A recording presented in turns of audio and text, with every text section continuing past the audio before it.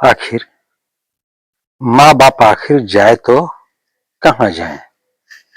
राम स्वरूप जी और शांति देवी का एक ही बेटा था, मोहन। उस एक बेटे के लिए उन्होंने अपना पूरा जीवन लगा दिया, अपनी इच्छाएं छोड़ दी, अपनी खुशियां त्याग दी, कभी खुद फटे कपड़े पहन लिए, लेकिन बेटे की हर जरूरत पूरी की। उन्हें विश्वास था कि बुढ़ापे में बेटा ही उनका सहारा बनेगा। समय बीता, मोहन का विवाह हुआ, घर में बहू आई। दोनों ने उसे बेटी समझकर अपनाया। मन में एक ही इच्छा थी कि अब घर में प्रेम, हंसी और अपनापन और बढ़ेगा। लेकिन धीरे धीरे घर का वातावरण बदलने लगा। मोहन अपने माता पिता से प्रेम करता था, वह उनकी सेवा करना चाहता था, उनके साथ बैठकर दो बातें करना चाहता था, उनकी दवा और जरूरतों का ध्यान रखना चाहता था।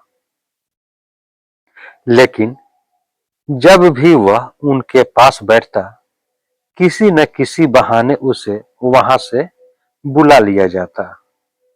धीरे धीरे वह अपने ही माता पिता के कमरे में बैठने से हिचकिचाने लगा।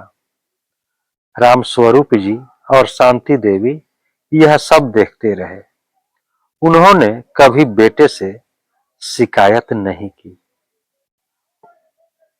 वे केवल इतना चाहते थे कि बेटा दिन में कुछ पल उनके साथ बैठकर हालचाल पूछ लिया करे। मोहन की दो बेटियां थी। बड़ी बेटी 13 वर्ष की थी।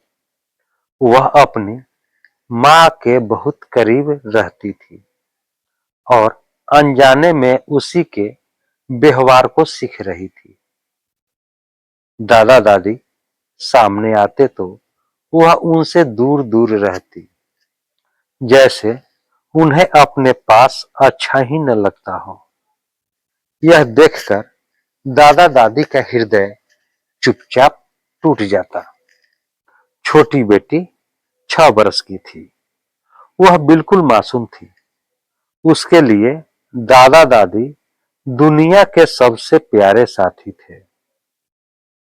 जैसे ही अवसर मिलता, वह दौड़कर दादी की गोद में बैठ जाती, दादा का हाथ पकड़ लेती और उनके साथ खिलखिलाने लगती। लेकिन थोड़ी ही देर में उसकी मां उसे अपने पास बुला लेती। वह मासूम बच्ची बार बार पीछे मुड़कर दादी को देखती रहती, मानो पूछ रही हो, मैं इनके पास क्यों नहीं रह सकती। शांति देवी कई बार रात को भगवान के सामने बैठकर चुपचाप रो पड़ती। वह कहती, हे ठाकुर जी, हमने तो कभी किसी का बुरा नहीं चाहा। यदि हमसे कोई भूल हुई हो तो हमें दंड दे देना, लेकिन हमारे परिवार के प्रेम को मत छीनना। राम स्वरूप जी उन्हें समझाते, रो मत, भगवान देर करते हैं, अंधेर नहीं करते। लेकिन यह कहते हुए उनकी अपनी आंखें भी भर आती थी। उन्हें अपने लिए दुख कम था। सबसे अधिक चिंता इस बात की थी कि कहीं छोटी पोती भी बड़ी बहन की तरह दादा दादी से दूर होना न सीख ले। रिश्ते की गर्माहट एक बार खो जाए तो पीढ़ियों तक उसका असर रहता है। एक दिन छोटी बच्ची चुपके से दादी के पास आई। उसने अपनी छोटी सी हथेली दादी के गाल पर रखी और बोली, दादी, जब मैं बड़ी हो जाऊंगी ना, तब मैं आपके पास बहुत देर तक बैठूंगी। कोई मुझे नहीं रोकेगा, बस इतना सुनते ही शांति देवी फूट फूट कर रो पड़ी। उस मासूम बच्ची को समझ नहीं आया कि उसकी छोटी सी बात ने दादी के वर्षों से दबे हुए दर्द को बाहर ला दिया है। उस रात रामस्वरूप जी ने भगवान श्री कृष्ण की मूर्ति के सामने हाथ जोड़कर कहा, हे प्रभु, हमें धन नहीं चाहिए, सम्मान नहीं चाहिए, बस इतना कर दो कि हमारे घर में फिर से प्रेम लौट आए, हमारे बच्चे एक दूसरे को समझे, हमारी पोतियां रिश्तों की मिठास सीखे। यही हमारी अंतिम इच्छा है। कहते हैं माता पिता के हृदय से निकली सच्ची प्रार्थना कभी व्यर्थ नहीं जाती। भगवान देर से ही सही, लेकिन टूटे हुए रिश्तों को जोड़ने का मार्ग अवश्य बनाते हैं। माता पिता बूढ़े अवश्य होते हैं, पर कभी बोझ नहीं होते। उनकी सबसे बड़ी चाहत धन नहीं, अपने बच्चों का थोड़ा सा समय, थोड़ा सा सम्मान और थोड़ा सा प्रेम होती है। जिस घर में बुजुर्गों की आंखों में आंसू होते हैं, वहां सुख भी ठहरने से पहले सोचता है, और जिस घर में बुजुर्गों का आशीर्वाद रहता है, वहां भगवान स्वयं अपना निवास बना लेते हैं। प्रिय पाठकों, इस कथा का उद्देश्य किसी बहू बेटे या सास ससुर को दोषी ठहराना नहीं है, बल्कि उन अनगिनत परिवारों के दर्द को सामने लाना है जहां रिश्ते धीरे धीरे खामोशी में बिखर रहे हैं।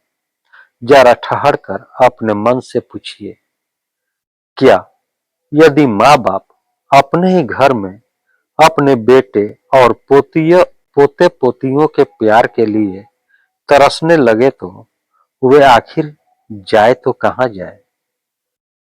यदि घर की नई पीढ़ी बड़ों से दूर रहना ही सीखने लगे तो आने वाले वर्षों में उन बच्चों का भविष्य और उनके संस्कार किस दिशा में जाएंगे। क्या एक ऐसा घर जहां प्रेम की जगह दूरी, संवाद की जगह नाराजगी और सम्मान की जगह उपेक्षा हो, क्या सचमुच सुखी रह सकता है। याद रखिए, बच्चे हमारी बातें कम, हमारा व्यवहार ज्यादा सीखते हैं। यदि हम उन्हें रिश्ते निभाना सिखाएंगे तो वे कल हमारा भी सम्मान करेंगे। लेकिन यदि हम उन्हें अपनों से दूर रहना सिखाएंगे तो समय का चक्र एक दिन हमारे सामने भी आ सकता है। आप इस कथा के बारे में क्या सोचते हैं? अपने विचार अवश्य लिखें। पाठकों से निवेदन है कि जरूर पढ़ें तथा अपनी ओर से भी इस विषय पर कमेंट करें। दोस्तों, यह कहानी आपको कैसी लगी? कहानी को लाइक करें, शेयर करें। चैनल पर नए हैं तो चैनल को सब्सक्राइब कर लें, बेल आइकन का बटन दबा दें कि आपको इस तरह की कहानियां मिलती रहे। अब हम लोग नए कहानी के साथ फिर मिलते हैं।